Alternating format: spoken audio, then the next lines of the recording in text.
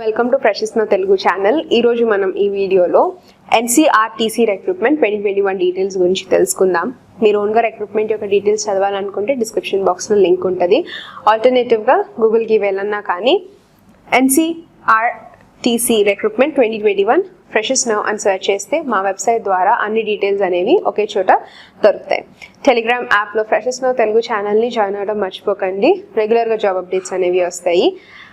App ఉంటే డైరెక్ట్గా join అవ్వాల్సిన లింక్ డిస్క్రిప్షన్ బాక్స్లో ఉంటుంది. NCRTC నుంచి మన వేకెన్సీస్ ఆర్ రిక్రూట్మెంట్ వచ్చేసి ఆపరేషన్స్ అండ్ మెయింటెనెన్స్ స్టాఫ్కి ఈ రిక్రూట్మెంట్ ఆఫ్ వేకెన్సీస్ అనేవి రిలీజ్ చేశారు.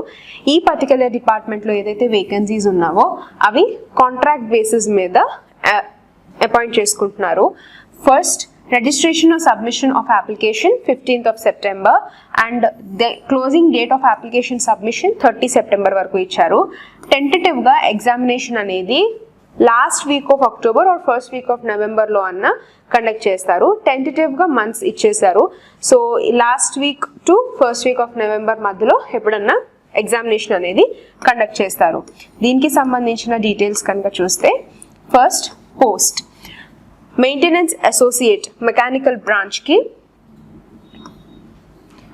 2 వేకెన్సీస్ ఉన్నాయి. 2 వేకెన్సీస్ కూడా యూఆర్ కేటగిరీ వాళ్ళకి 28 years ఏజ్ లిమిట్ ఇచ్చారు.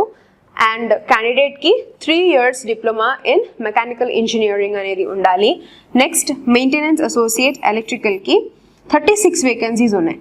ఈ 36 వేకెన్సీస్ యూఆర్ కేటగిరీ వాళ్ళకి 17, ఓబీసీ వాళ్ళకి 9, SC వాళ్ళకి 5, ST వాళ్ళకి 2 అండ్ EWS వాళ్ళకి 3. 28 years age limit, same 3 years diploma in electrical engineering. And next associate for ఎలక్ట్రానిక్స్కి 22 వేకెన్సీస్ మళ్ళీ కేటగిరీ వైజ్ డివిజన్ చేశారు. 28 years age limit, 3 years of diploma in electronics engineering అనేది క్యాండిడేట్కి ఉండాలి.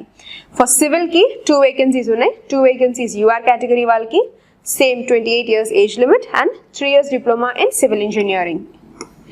నెక్స్ట్ ప్రోగ్రామింగ్ అసోసియేట్కి 4 vacancies ఉన్నాయి. 3 for UR, 1 for OPC, 28 age limit, 3 years diploma in computer science కానీ IT కానీ BCA కానీ BSc IT కానీ. Next technician for electrician and 43 vacancies ఉన్నాయి. 43 మళ్ళీ కేటగిరీ వైజ్ డివిజన్. ఇక్కడ నుంచి మనకి ఏజ్ లిమిట్ వచ్చేసి 25 years అనేసి ఇచ్చారు for rest of the post.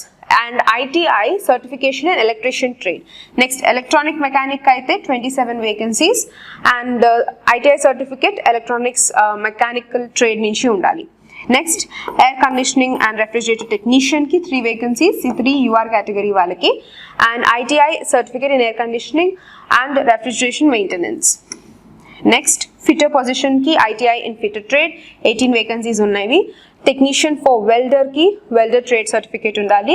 And next for train operator and traffic కంట్రోలర్కి రెలవెంట్గా 3 years diploma in electrical or electronics or it's equal BSc physics chemistry and math ఉన్నా and age limit 28 years అనేసి mention చేశారు. Important note ఇక్కడ నుంచి begin అవుతుంది. Eligibility criteria, experience, other conditions ఏదైతే మనకి మెన్షన్ చేశారో 11th September 2021 డేట్ వరకు ఏదైతే మీకు క్రైటీరియాస్ ఉన్నాయో అవి కన్సిడరేషన్లోకి తీసుకుంటారు. అండ్ మీరు ఏదైతే సర్టిఫికేట్ సబ్మిట్ చేస్తున్నారో ఆథరైజ్డ్ అయి ఉండాలి. అంటే recognised from institute or government of India నుంచి ఆర్ యూనివర్సిటీ నుంచి రికగ్నైజ్డ్ అయ్యి ఉండాలి. ఏజ్ రిలాక్సేషన్ అనేది మెన్షన్ చేశారు ఇక్కడ.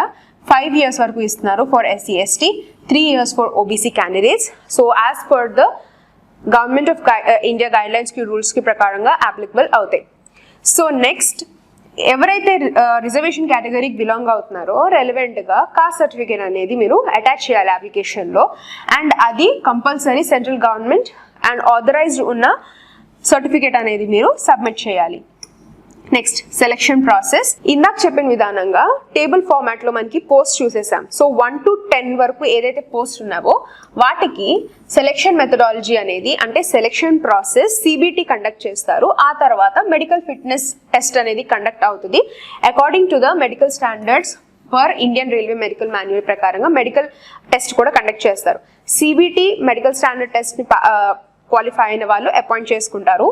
నెక్స్ట్ 11 నుంచి ఏదైతే పోస్ట్ ఉన్నావో వాళ్ళకి CBT ఉంటుంది, psychometric test and medical fitness test ఉంటుంది. దీంట్లో క్వాలిఫై అయిన వాళ్ళు ఫర్దర్గా అపాయింట్ చేస్తారు. Medical examination details. క్యాండిడేట్స్ ఎవరైతే రిటర్న్ ఎగ్జామినేషన్ తర్వాత అంటే రిటర్న్ ఎగ్జామినేషన్ సెలెక్ట్ అయిన తర్వాత మెరిట్ లిస్ట్లో వస్తారో వాళ్ళని మెడికల్ ఎగ్జామినేషన్ తీసుకోవాలి. సో మెడికల్ ఫిట్నెస్ అనేది మెడికల్ స్టాండర్డ్స్ ఏదైతే NCRTC అపాయింట్ చేస్తున్నారో ఆ rules and terms and conditions ప్రకారంగా మెడికల్ ఎగ్జామినేషన్ని పాస్ అవ్వాలి.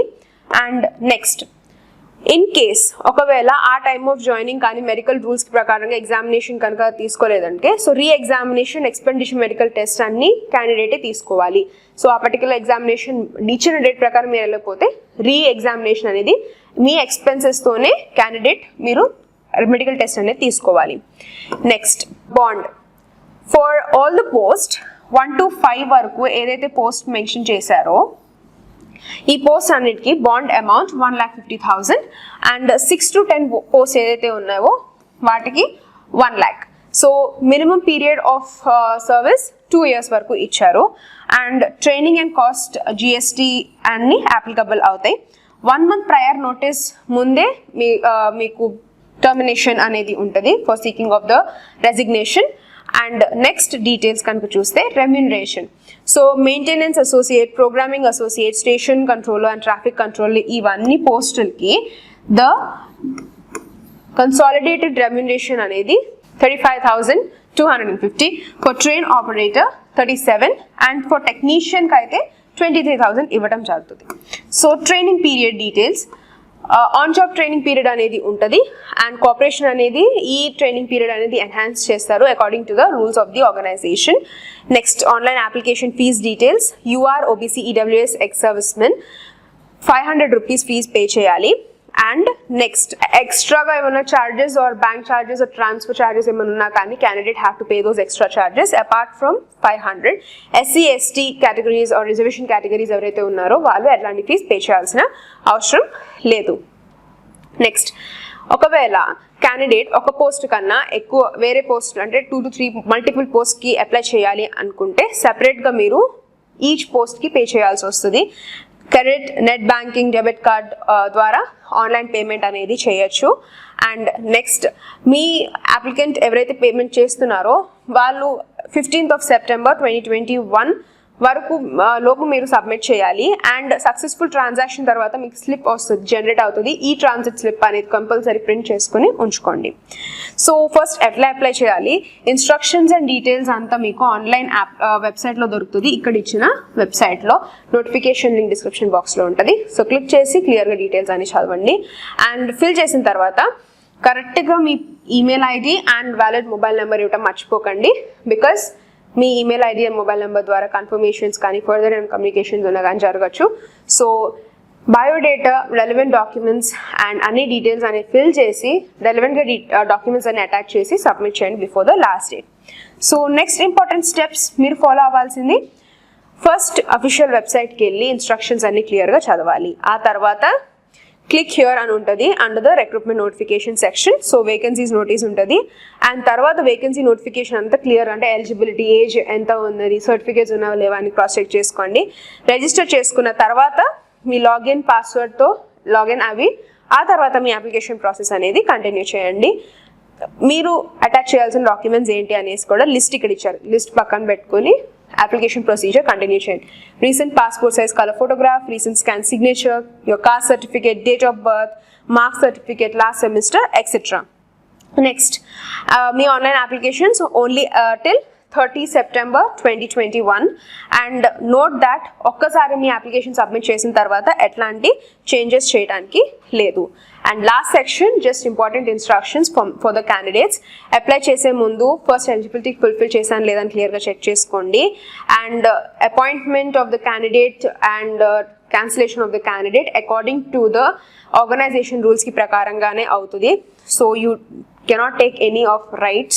Next, candidate make sure sufficient photographs anedi compulsory unchukondi at the time of the application. And next, mail address and mobile number anedi valid working ivata marchipokandi. Next, court of jurisdiction any dispute anna it will be only in Delhi. And minimum standards of qualifying anedi any panel of the organisation ఏదైతే తీసుకుంటుందో decision, it will be the final decision. So అట్లాగా మీకు relevant instructions అనేది ఇచ్చారు.